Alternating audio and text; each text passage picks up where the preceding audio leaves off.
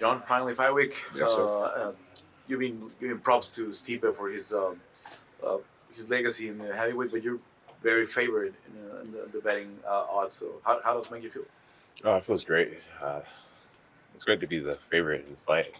But I don't think that whoever's the favorite or underdog, it don't matter. You know, Stipe is a winner. I'm a winner. And ultimately, what will matter is who comes in the right headspace on Saturday night. I believe that me and my team did all the right things. And we're very confident that we're going to get the job done. But not only get the job done, I feel like we're going to do it in a devastating fashion. That's the goal.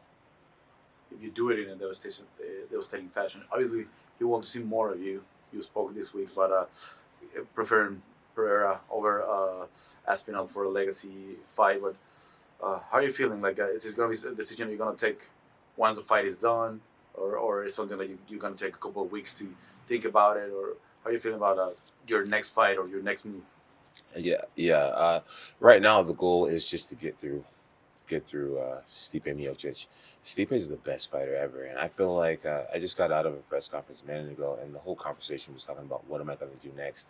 And I've never really been an athlete to look past an opponent, and right now I feel like I'm doing that a little bit. You know, I've always been optimistic about my future, but right now it feels more like looking past an opponent. And so, as we get closer to the fight, I feel like me personally, I need to narrow in why I'm actually here, and that's Stipe Miocic.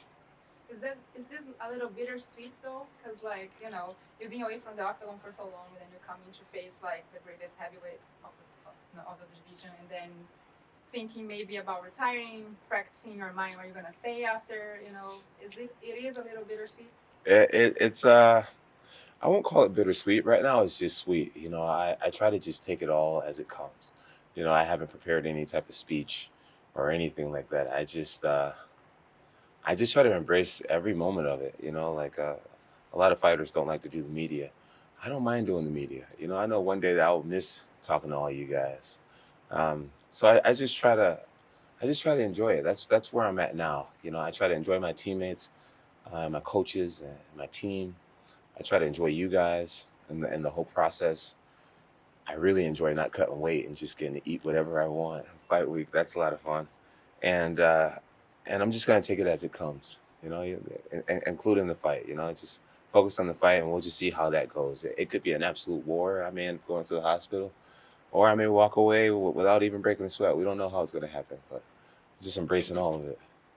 How are you feeling though? Because last time you got into the octagon, it was so fast that we didn't really see much of you as a heavyweight. I feel, yeah, I feel really, really good. I feel really good. Um, you know, a lot of people say you didn't really show much the last time you fought, but when I watched the fight, you know, I showed 2 minutes and 4 seconds of high level fighting. You know, I moved when I needed to move. I blocked a few shots. Um, I shot in a great takedown. I finished the takedown. I displayed great jujitsu thanks to Professor Roberto Alencar, and and yeah, it was great. So to the fan, it seems like I didn't show much, but to me and my team, what we showed was 3 years of hard work and a quick finish. You said that during the press conference, everybody was asking about the next step. But there's a reason for that because since you said that maybe it's your last fight, like everybody, you have done so much, and now maybe one, two, maybe three fights. So everybody is waiting for you to do something spectacular, just super fights. Do you see that like that's what you want? Just super fights, just something extremely special. Yeah, I could see myself. I could see myself after this entertaining super fights only. You know, after this fight, if we get a dominant performance, I'm prepared to vacate the heavyweight championship and fight for fun. You know, I want to fight for fun. You know, I've had a big chip on my shoulder my whole career of having to defend, and you know, I don't necessarily want it to be over, but I just wanna fight for fun. You know, I think about one of my teammates, Donald Cowboy Cerrone. You know, he just fights. Win, lose, or draw, he just fights. And I would love to kind of experience that for the first time in my career of just being like not having this belt to try to protect, but just fighting guys that I stylistically want to fight against. Um, you know, just random fights. Jamal Hill, me and him meet up at 220 and see what happens. That'd be interesting to see. Let's just see what happens, Or I'm at an interesting weight where I can fight light heavyweights or heavyweights. Derek Lewis, the biggest knockout puncher in history. I'm just throwing out random names, but I'm at a body weight right now where I could do just fun fights.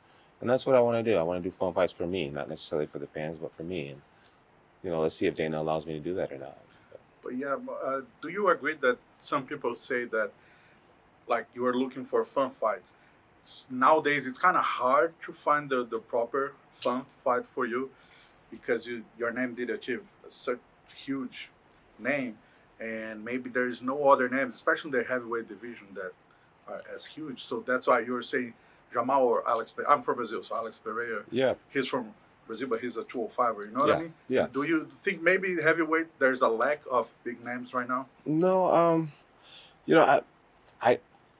I'm at a place where I'm not looking at people as heavyweight or 205er just because of my body weight. I weigh 235 right now. So if I wanted to, I could get down to 205. And I just look at guys for what it is. Guys who just weigh what I weigh and guys who are talented. I mean, I don't even know a bunch of names in the heavyweight division, to be honest with you. But I know a bunch of guys that weigh around what I weigh. And at 37 years old, I've been proven and defending titles my literal whole career. So I'm at a place now where I could just enjoy this last ride or, stick around for the fans and just cherry pick opponents. I feel like I deserve that. I feel like I not deserve it. I feel like I've earned, I do feel like I've earned that, the ability to just be like, oh, I'll fight him. I won't fight him. I'll fight him. Maybe exhibition here, maybe jiu-jitsu tournament here. I just want to have fun with martial arts.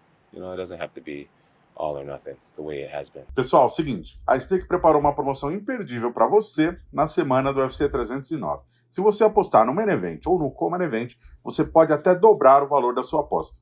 Exatamente isso. E funciona assim. Se o atleta que você escolheu no modo vencedor ganhar a luta por nocaute ou nocaute técnico no primeiro assalto, você dobra o valor da sua aposta em até $100. A promoção só é válida para as lutas entre Jon Jones e o Stipe Miocic, o Charles Oliveira e o Michael Chandler. Não se esqueça que para isso a aposta mínima é de $5. Esse tem que ser o seu primeiro registro no site da Stake e você tem que usar o link da parceria da Stake com a Fight, que está aqui no link da descrição desse vídeo. Aposte com responsabilidade e seja maior de 18 anos.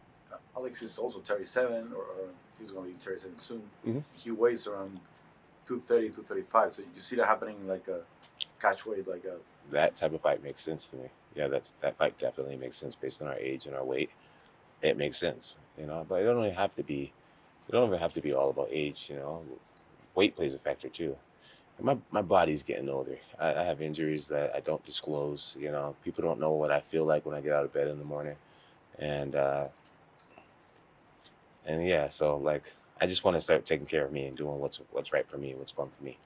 So is it safe to say we won't see you retire on Saturday night in the cage? You feel like you've got a lot more? I'll say more than likely no, especially if I have a dominant performance. If the fight's close and ugly, then I'm like, I'm happy with what I've done and I'm cool walking away. But if it's just a flawless performance and really fast, then I'll take a few weeks off and I'll sit down with Dana and Hunter and see what they have planned for me next, just to keep me in the game. Because I do think it would be a disservice to the fans to just walk away with more in me. There's a lot of money in the Middle East right now. People talked about Francis Ngannou when he just fought. He's the lineal heavyweight champion. Yeah. Is that a thought that crosses your mind? That would be cool. Doing a fight with him and bringing the lineal heavyweight championship back to the UFC? That would be cool. I mean, he has the type of world fame that would keep things interesting for me, for sure. Dana's also talking about getting into boxing. That could be fun, So yeah, I just want to have fun with it, not feel a whole bunch of pressure, but just enjoy it. I watched your very first fight today, UFC 87. When was the last time you watched that fight? Because it's just so interesting to see how you evolved. Your very first fight, in the UFC. Oh, 87? Back in Rochester, Minnesota, right? In Minnesota, yeah. Yeah, that was a good time. Andre Guzman. Mm-hmm. Man, he was awesome. He was a great opponent. We really went at it. I was so raw. I didn't know anything about fighting. I was out there freestyling, but man, I gave him what I had with what I knew, and it was a very fun fight. It's fun to go back and watch myself so raw in the game. And Andre was a good opponent too. He was a very sweet man. You and Alex been talking and DMing on Instagram. He told me. Can you tell us about what were you guys talking about? We honestly we actually don't talk about too much. We were always joking with each other, and that's why I think it'd be fun to fight him, because we actually respect each other. You know, it wouldn't be a whole bunch of shit talking and a bunch of, you know, negative energy and trash. It would be a guy that I actually really respect and I like. And I know he's had so many fights where to him it wouldn't be anything personal, and for me it wouldn't be anything personal. We actually have we're not best friends or anything like that, but we actually have a very respectful relationship with each other. Is it true that you have like a combo during the fight that is called Shama? No, I don't have a Shama combo. No, but if I did, it'd probably be a calf kick. John, we just saw the clip of you trying the gloves, and it's the old gloves, right? Because you haven't worn the new ones. But I was wondering if you get to train with the new gloves. This was a change that just happened in the last couple of days. Or? I put the new gloves on a few times. Man, they're very uncomfortable. I think they're uncomfortable. They're a lot smaller than the original glove. I was a 2X in the original glove, and I'm a 3X in the new gloves. And the natural curve, it just feels funny. It just feels funny. So Hunter called me a few days ago and told me that he was going to put everyone on the card back in the original glove, and I was just so grateful. I was so grateful.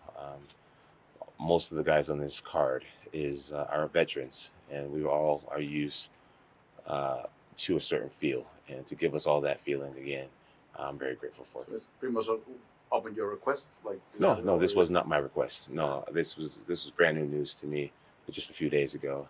And I'm glad that he hit me with it, because it was relieving. No one on this side got questions, huh? You spent a little bit of your training camp with Joseph Parker. What did you get out of that, and what was it like? Joseph Parker is an extraordinary human being, very humble, very generous with his knowledge. You know, based on the things he's done, I expected him to have like an entourage and have all these special requests, and he was the easiest guy ever. He was always on time. He worked with everyone on the team, whether they're high-level guys or lower-level guys. He became one of the bros, like literally, in a very short amount of time. And I feel like I'll be a friend of his for the rest of my life.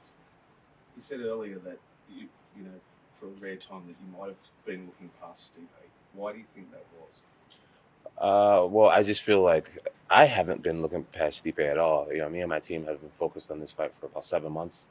We've been really focused on this fight. But since I've got here to New York, I feel like I answer more questions about what I'll do after Stipe. And I haven't gotten this far looking past people. So, you know, I'm going to do my best and from today until the fight to just try to bring the narrative back to Stipe, you know, because I haven't gotten past Stipe yet. And Stipe is a 6-time world champion. And I've never fought anyone so accomplished. So I think it'd be best for me to recenter my focus on Stipe. Thanks, Robert. How has your personal faith shaped your fighting career so far? My personal faith is everything to me. It really is everything to me.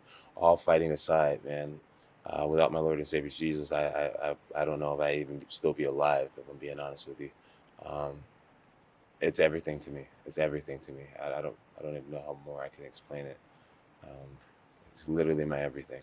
Tá gostando desse vídeo? Seguinte, antes de você assistir ele até o final, por favor, deixa o seu like e confere se você está inscrito aqui no nosso canal. Além disso, também confira e clique no link que eu deixei fixado aqui nos comentários. Através dele, você consegue assinar o UFC Fight Pass Brasil pelo UOL Play e com 20% de desconto. Se você assinar o pacote anual, sai pelo valor de R$ 24,90 por mês.